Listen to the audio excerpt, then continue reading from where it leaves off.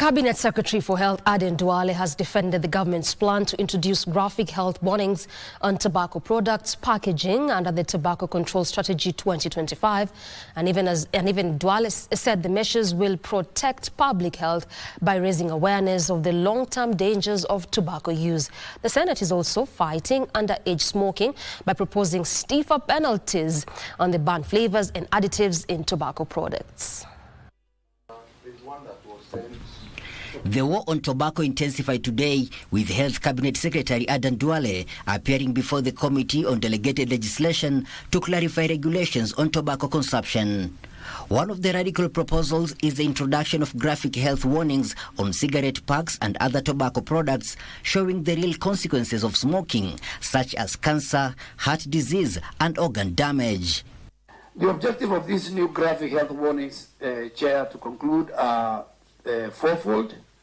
First, we want to increase the awareness of the health risk associated with tobacco and nicotine use.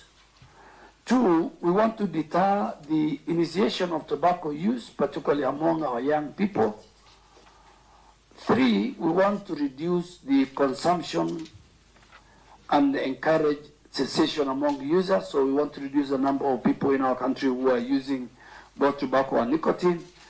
Duale termed the measure a critical step towards protecting public health, particularly the youth who are vulnerable to addiction through aggressive tobacco marketing. We are under obligation morally as leaders to protect the next generation. And that is why even these graphics they are not happy with. Because the opposite they were doing is they put some very sensational, catching statements that if a young person sees, he will be tempted to take the product. Duale also directed tobacco manufacturing firms to comply with the new regulations on the packaging of tobacco products.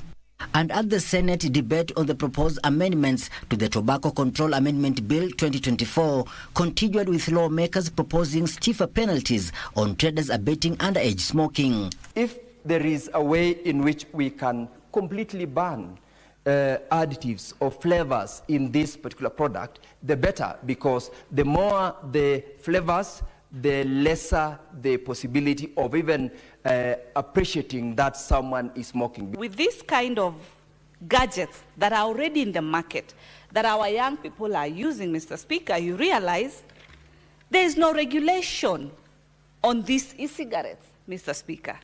They also raised concerns on the use of additives and flavors in tobacco products to hook the youth.